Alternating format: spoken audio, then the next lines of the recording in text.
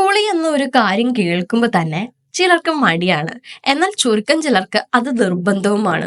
ഒരു ദിവസം ഒരു തവണ മാത്രം കുളിക്കുന്നവരായിരിക്കും ചുരുക്കം ചിലർ, കൂടിപ്പോയാൽ 2 തവണ. എന്നാൽ ബ്രസീൽ ആഗോളതലത്തിൽ കുളിയുടെ കാര്യത്തിൽ മുന്നിലാണ്. ഇവിടെയുള്ളവർ ആഴ്ചയിൽ ശരാശരി 14 തവണയാണ് കുളിക്കുന്നത്.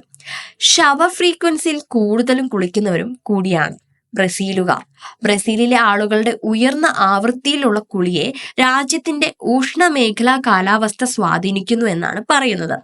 ഇത് ഉയർന്ന താപനിലയ്ക്കും ഈർപ്പം നിലയ്ക്കും കാരണമാവുന്നു. ഇതിന് വിപരീതമായി UK പോലുള്ള തണുത്ത രാജ്യങ്ങളിൽ ശരാശരി വാർഷിക താപനില ഏകദേശം 9.3 ഡിഗ്രി സെൽഷ്യസ് ആണ്.